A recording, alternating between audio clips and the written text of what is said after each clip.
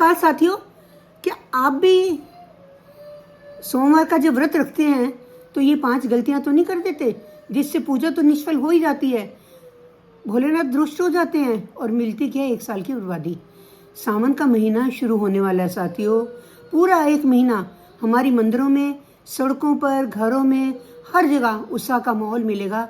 और उस उत्साह में हमने इतने भी उत्साहित नहीं हो जाना कि हम क्या कर रहे हैं, क्या गलतियां कर रहे हैं, हमें उनका पता ही ना लगे। सोमवार का जब हम व्रत करते हैं तो हमें उन 5 गलतियों को नहीं करना है। पहली गलती क्या है साथियों, कुछ पदार्थ वर्जित हैं। शिव पुराण में भी ऐसा इंगित किया गया है। 5 चीज़ें जो भोलेनाथ को नहीं चढ़ती हैं। नंबर 1 तुलसी, नंबर 2 टूटे हुए चावल, नंबर 3 शंख से जल, नंबर 4 कुमकुम, नंबर 5 हल्दी। मैंने कल की वीडियो में बहुत डिटेल से बताया था, इसलिए आज डिटेल से नहीं बताऊंगी साथियों। तभी कहती हूँ कि चैनल को सब्सक्राइब करिए ताकि नई वीडियो जो आपके पास आए उसका लिंक आपके पास शेयर हो जाए। वीडियो को सब्सक्राइब करिए और बेल आइकन भी दबाया कीजिए। दूसरी गलती क्या है साथियों, जो हमारी किचन से स्टार्ट होती है, खाने पीने से रिलेटेड। व्रत में हमेशा सेंधा नमक का 1 बार सात्विक भोजन करना चाहिए। दूसरा नमक इस्तेमाल नहीं होता है, लेकिन हम क्या करते हैं, बाहर के चिप्स मंगवा के या बाहर का खाना पैक्ड फूड खा लेते हैं जिसके ऊपर लिखा होता है सेंधा नमक, लेकिन उसके अलावा उसमें बहुत से प्रिजर्वेटिव भी डले होते हैं जो कि खाने में डालने नहीं होते हैं, वर्जित होते हैं। इसलिए कोशिश कीजिए सेंधे नमक का सात्विक भोजन 1 ही बार श्रद्धा भाव से बैठ के घर में खाइए। किसी के घर से आया हुआ भोजन भी हमें नहीं खाना है। तीसरी गलती हम क्या करते हैं साथियों, परिक्रमा की करते हैं। ऐसा नहीं है कि किसी भी देवता की कितनी भी परिक्रमा लगा लो, भोलेनाथ की कितनी परिक्रमा लगा लो, नहीं। भोलेनाथ, हर भगवान की परिक्रमा अलग अलग होती है।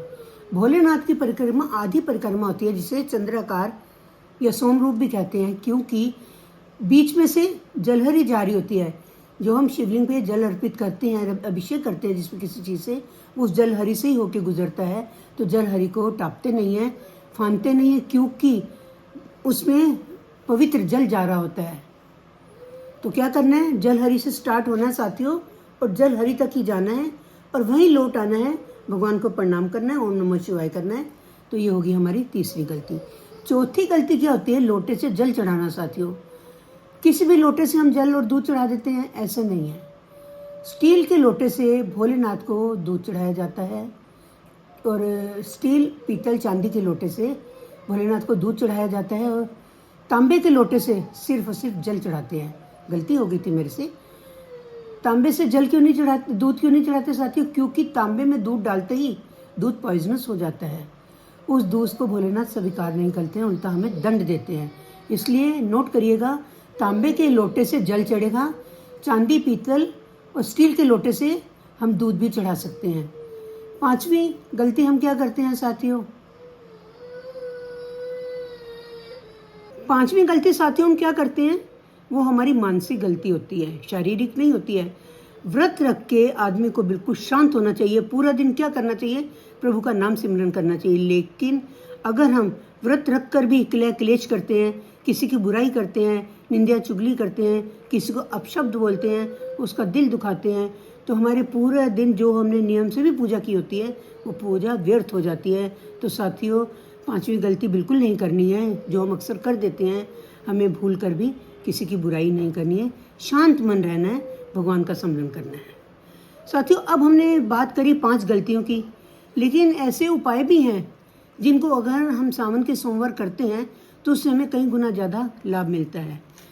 इन उपायों को हम महा उपाय भी कहते हैं। पहला महा उपाय है साथियों, अगर हमारी नौकरी में, व्यापार में प्रमोशन नहीं हो रही है तो हमें क्या करना है, भोलेनाथ को हमें चंदन का तिलक लगाना है, सफ़ेद चंदन का।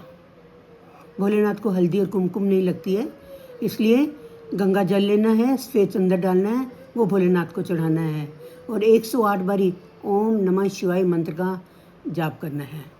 दूसरा महा उपाय है साथियों, जिन बच्चों की देरी हो गई है शादी में, रिश्ते आते हैं, टूट नहीं रहे, परिवार बहुत परेशान है, हम खुद भी परेशान हैं, तो उसमें क्या करना है साथियों, दूध में केसर डाल के हमें भोलेनाथ को चढ़ाना है। इससे गुरु ग्रह मजबूत होगा और शादी के योग बनेंगे। 108 बार ओम नमः शिवाय मंत्र का जाप करना है। धन हानि के लिए, अगर धन हानि हो रही है, कर्ज बढ़ता जा रहा है, तो धन प्राप्ति के लिए और कर्ज मुक्ति के लिए हमें क्या करना है साथियों, 21 पत्ते हमें बेलपत्र के लेने हैं, सफ़ेद चंदन से उनके ऊपर श्री राम लिखना है, बड़ी श्रद्धा भाव से हमें भोलेनाथ को अर्पण कर देने हैं। इससे क्या है, पैसे का भाव बनेगा और कर्ज से हमें शांति मिलेगी। इस तरह से साथियों मैं रोज़ आपको कुछ ना कुछ उपाय लेके आती हूँ आपके बीच में। अगर आपको अच्छे लगते हैं, ये मेरी बात आपके दिल तक पहुँचती है, तो कृपया चैनल को सब्सक्राइब कीजिएगा, वीडियो को लाइक और शेयर कीजिएगा, कमेंट में जय भोलेनाथ लिखना ना भूलिएगा। जय महाकाल।